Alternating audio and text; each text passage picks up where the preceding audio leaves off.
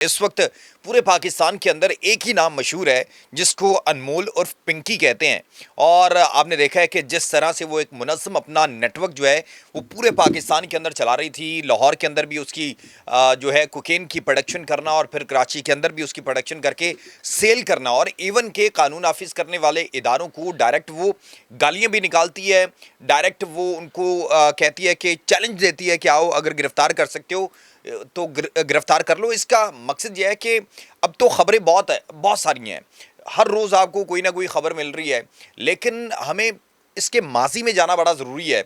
माजी के अंदर कानून नाफिज करने वाले इदारों की जो कारकर्दगी थी वो क्या थी, हाल में जो कानून नाफिज करने वाले इदारे हैं उनकी कारकर्दगी क्या है। एक तरफ वज़ीर आला पंजाब साहिबा जो हैं वो कहती हैं कि सीसीडी बना दी है, मुनशियात फरोश नहीं नज़र आएगा।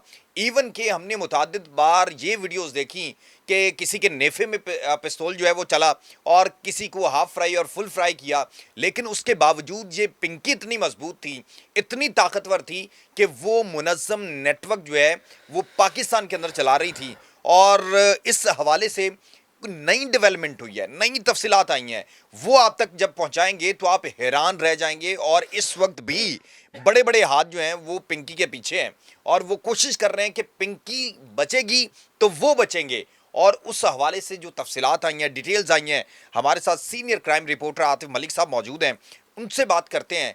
कि आतिफ साहब, बहुत शुक्रिया आपके कीमती वक्त का। मैं बुनियादी तौर पे शुरू में ये कहूँगा कि ये हमारी नस्लों की कातिल है, ये इंसानियत की कातिल है, ये हमारे मुस्तकबिल की कातिल है। इतने अरसे तक ये फाल कैसे रही है? एक तरफ वज़ीर आला कहती हैं सीसीडी बना दी है, सैयद ज़िशान साहब जो हैं वो इन्वेस्टिगेशन के इंचार्ज हैं, वो कहते हैं हम काम कर रहे हैं, डीआईजी फैसल कामरान साहब कहते हैं, लेकिन उसके बावजूद उसका नेटवर्क अभी भी काम कर रहा है। देखिए जी, अनमोल उर्फ पिंकी अचानक चंद रोज़ कबल ये नाम सामने आता है। इससे पहले पिंकी का वजूद ही नहीं था, यानी कि किसी का पिंकी की तरफ ध्यान ही नहीं था, लेकिन पिंकी अपना काम कर रही थी। आपने सुना होगा कि चंद रोज़ कबल जब ये इसकी एक वीडियो वायरल होती है जिसमें ये बड़ी मटक मटक के चल रही है और कोर्ट में पेश हो रही है और पीछे एक थानेदार जो है वो उसके ऐसे ऐसे इशारे कर रहा है। ये उस रास्ता थानेदार दे पे रहा है। ये उस थानेदार पे बहुत हैवी है।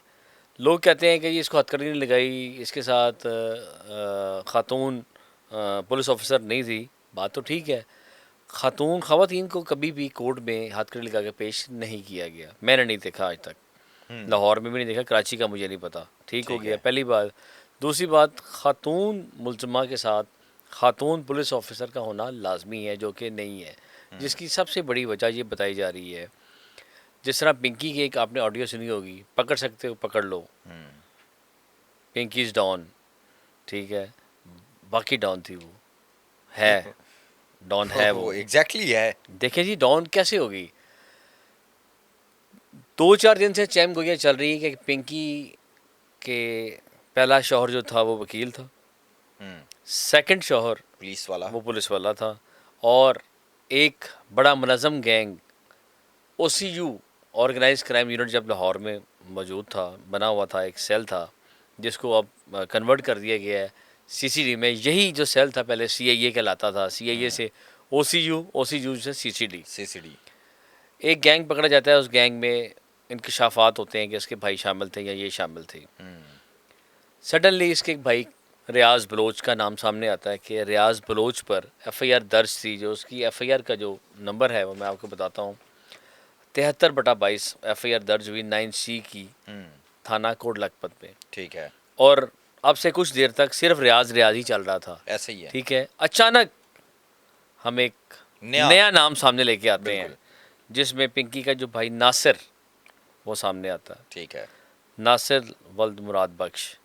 नासिर पर 2020 में एक मुकदमा दर्ज होता है, 1034/20 बजुर्म 9C, चर्स 250 ग्राम। यानी कि आम तौर पर ना ये जो पर्चा दर्ज हुआ है ना, इसको कच्ची 9C कहते हैं। ठीक है, कच्ची यानी कि इतनी डाली जाए वो बच बे भी लेवल जाए। ऑफेंस में आ जाती है। ये उन लोगों पर डाली जाती है जो रिसोर्सेबल होते हैं, जिनके बड़े ज़राए काम कर रहे होते हैं। 2 किलो का पर्चा देता वो तीसरे दिन बाहर होते हैं। अच्छा, दोनों एफआईआर में एक चीज़ सिमिलर है, आखिरी लाइनों में कि जी नासिर रियाज बलोच बताता है कि गाड़ी में मेरी बहन जो है वो थी और वो भी सप्लायर है। ठीक है। इसी तरह जो दूसरी एफआईआर एक बाल टाउन में दर्ज होती है, जो हम सामने लेके आए हैं नई एफआईआर, एग्जैक्टली। उसमें भी आखिरी लाइनों में कि मेरी बहन भी इस मुनज़्ज़म गैंग में शामिल है और वो भी सप्लायर है, वो बेच दिया, और उसका भी नाम उस पर लिखा जाता है, मैडम जो है अनमोल साहबा। मैडम उर्फ पिंकी बीबी, वो लिखा जाता है। अच्छा, दोनों एफआईआर्स में ना पिंकी को गिरफ्तार किया जाता है, ना इश्तिहारी डिक्लेयर किया जाता है उस पिंकी को, ना ही पिंकी की गिरफ्तारी के लिए कोई लाएमल तैयार किया जाता है। और दोनों जो एफआईआर जो हैं उनके चलान सबमिट हो गए हुए हैं, और यहाँ पर एक छोटा सा पर्चा हो जाए ना 440 का, उसमें मुलज़िम ना गिरफ्तार हो और मुलज़िम नामजद हो, तो 12 दिन बाद, 14 दिन बाद, 16 दिन बाद या 21 दिन बाद उसके इश्तिहारी के ऑर्डर आ जाते हैं। ठीक है। इधर तो मैडम पिंकी 2020 में भी उसका नाम है और 2022 में भी उसका नाम है। 20 की एफआईआर को कंसिडर करें तो वो 6 साल चला रही थी।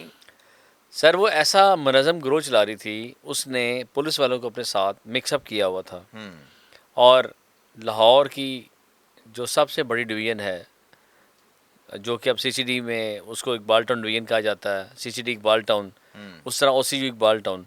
अब वो जो शख्स था अकरम, राणा अकरम जिसको कहा जाता है, ओसीयू दौर में वो एनआईयू का हेड था। ठीक है। Narcotics investigation unit. ठीक है। ये कैप्टन लियाकत साहब ने जब ओसीयू बनाई थी उसमें एनआईयूज़ बनाई हुई थी। ठीक हो गया। अब सुहेल ज़फ़र चट्टा साहब ने आके ये एनआईयू और नारकोटिक्स ख़त्म ही कर दी है, जिसकी वजह से बेचारे वो सीसीडी वाले सारे भूखे मर रहे हैं। कमाई का ज़रिया मंशियात थी। अब ये बात ये है कि उस थानेदार साहब ने जब पिंकी को पकड़ा, शक्ल सूरत की पिंकी ठीक थी, बिल्कुल ठीक थी, थानेदार साहब भी दिल फेंक आशिक थे। इसीलिए उसने कहा कि आप कहीं और से सोचते हैं।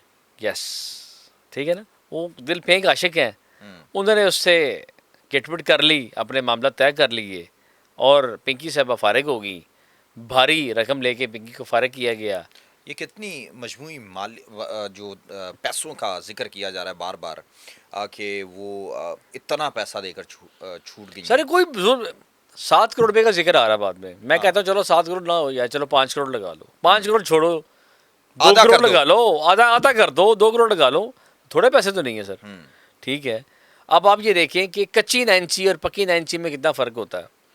ठीक है। जब ये बात हम मीडिया वाले मंजर आम पे लेकर आए और पिंकी की वीडियो वायरल हुई, अदारे तभी हरकत में आए।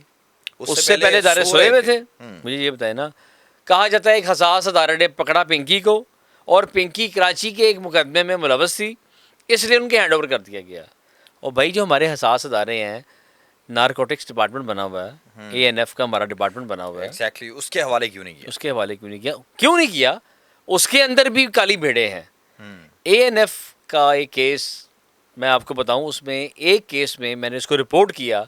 उस केस के अंदर ANF का बंदा मुलाजम, वो सप्लायर जो सप्लाई करने वाले थे उनको अपने दफ्तर बुलाकर आइस देता था, कोकीन देता था, मंशियात देता था। ठीक है। और वो ख़ुद भी फ़रोख्त करता था।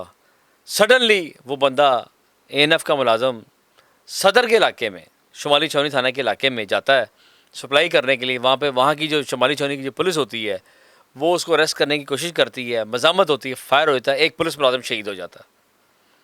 तब वो साहब मंजर आम पे आते हैं और मैंने वो केस रिपोर्ट किया, वो FIR भी मेरे पास मौजूद है।